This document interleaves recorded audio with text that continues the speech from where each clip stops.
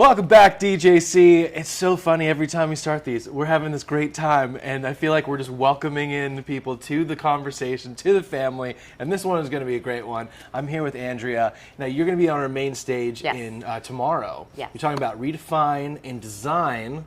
Tell me a little bit about what that means and what you're going to be hitting on. So one of the things that I think is very common in our industry, entrepreneurs, small business owners, and creatives in general, we are drawn to starting our own businesses because we want to have agency and ownership over our businesses, our time, our schedule. And we spend all of this effort building a business. And then at the end, we kind of live off what's left over. Yeah. Our families get the rest of us and not the best of us. We don't take That's great to say. Oh, way to thank say you. That. Yeah. We don't always get, but we don't have time for ourselves. We don't have time to do the things that we love to do. And if you are wildly creative, if you are really successful, if you are doing the thing that you love and you're a workaholic and you're type A, like all of these people are, you start to see that your business really encroaches on your life. And when I got to that point, I just said, I didn't want this. I want to make a good, like I love money and I need it and I want to make a really good living, but it was so much more important to me that I had a bigger life. And so we switched it, and I sat down and I said, let me design the life that I want. How much time do I want to be able to spend with my kids? What's important in terms of the relationship I have with my husband and with my friends, with myself? Right. What do I want my days to look like and feel like? And I designed that.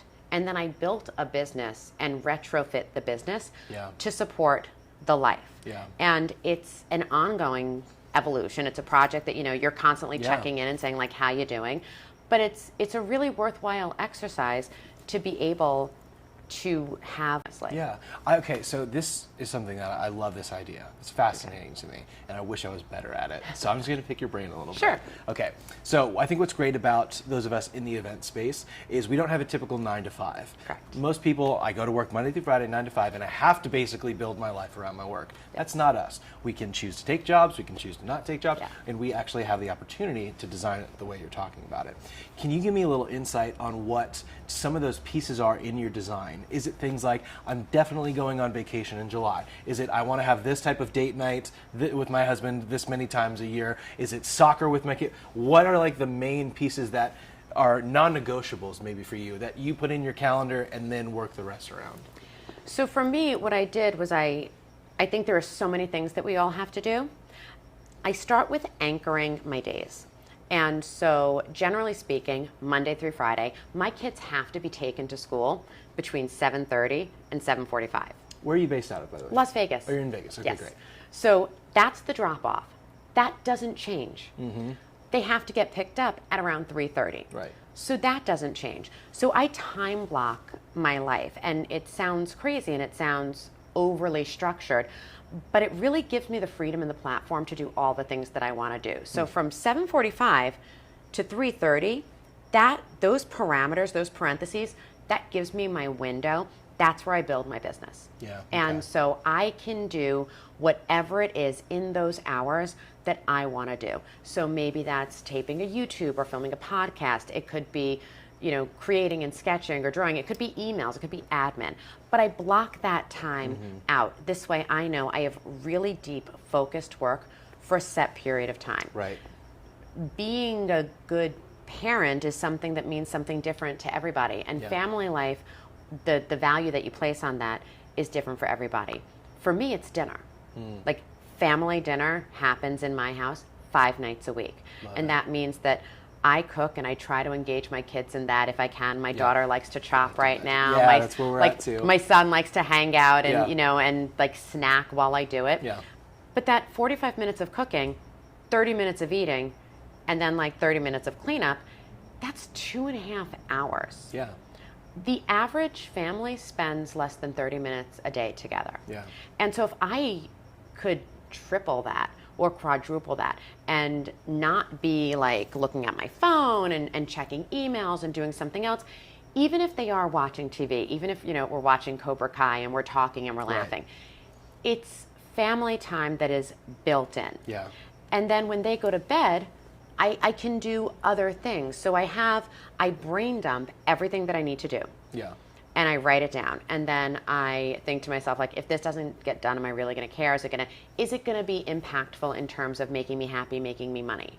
And if the answer is no, then I take it off. And then I just block out all the things that I need to do, right, or that I want to do, and I leave some flexibility to move them around. But as long as, and I think it's the same for people who are number ones, number twos, wherever they are, if your home life is chaotic, it really does bleed into your work. Yeah. And so making sure that I have stability and comfort and really deep connections with my family gives me the foundation to do the kind of work that I want to do, because in my head, I know I've taken care of that. Right. And so that gives me freedom and latitude to move in other places. I love that. So much I can talk about here. First, the cooking with your kids is amazing. I have kids as well. I have a kid, and I'm married. And cooking can be a chore if it's I'm the one who cooks and they're doing something else, and then we eat, and maybe it's in front of the TV, maybe it's at the it's a chore. But if you can incorporate the people you love into those things, not only are you getting that special time that you want, but you're actually still parenting and teaching life skills like chopping or snacking while other people work, which is another life skill. That is my son's vibe right now. Yes, that's but I mean, it's often my vibe. I was raised in a very traditional Italian house. Mm-hmm. My grandmother lived with us until she died. My mother and my grandmother owned the kitchen. That was their domain. I moved out at 23, not knowing how to run a dishwasher, never having done a load of laundry. Because when I said, like, oh, I really want to learn, my grandmother was like, take me, God, I have nothing to live for. I'm just here for you. Yeah. If you don't need me anymore. So I literally got married and moved out of the house, and I flooded the first house we lived in because I went to run the dishwasher, and I didn't know that you couldn't use hand soap. Oh my goodness. So I was like, it's bubbles soap everywhere. Flooded the entire first floor. Amazing. And I remember thinking, like, I have zero, like, life skills in terms of how to be, like, without my grandmother, I'm not quite sure how to live through the day because I had never done anything myself. And I don't want to handicap.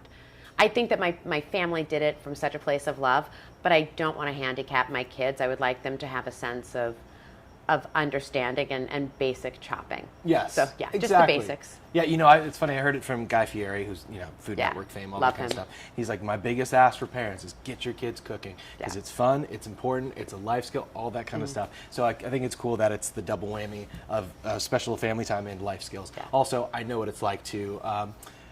I may have put dish soap in the dishwasher as well.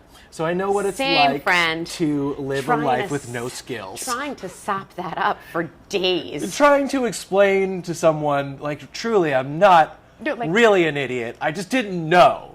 Right, and it doesn't say not for use in dishwasher. It says dish soap. Yeah, and I was like, those are dishes. This is soap. And this is going to wash it. It's going to... Right? Why are they making soap like this? Can somebody tell us? Yeah, why are you soap guys doing this? So confusing? We can handle that at another time. We'll tackle the soap issue. Yeah. Okay, so you lay it out day by day, is what you're telling me. Weekly, I do it day by day, but I do it for the week. Okay, do you ever go further than that? Do you ever look at your whole month or your whole year? Or it's the system you use that works is whole day, whole week, and that's kind of where it is?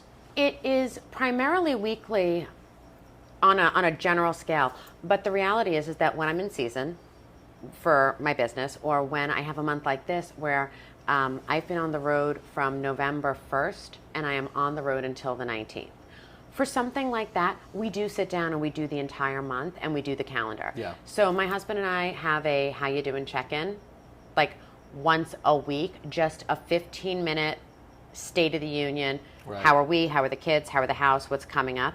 And then once a month, we'll sit down and say, like, what's coming in the next 6 to 8 weeks that's really big that we have to plan for? Because he owns a hospitality consulting business as well, which we actually own the business together.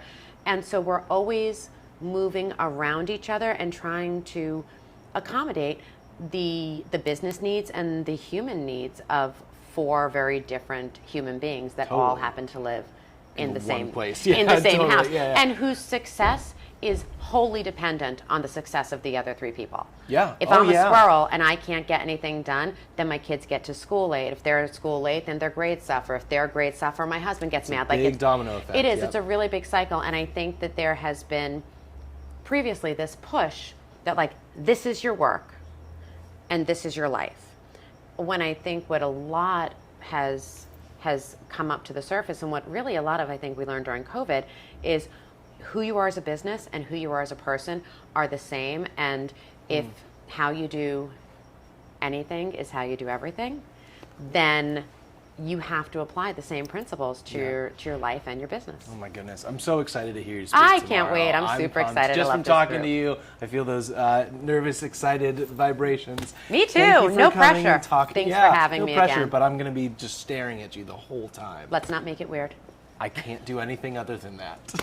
Tell everybody at home, where can they find you on the socials? I am everywhere at Andrea Eppolito.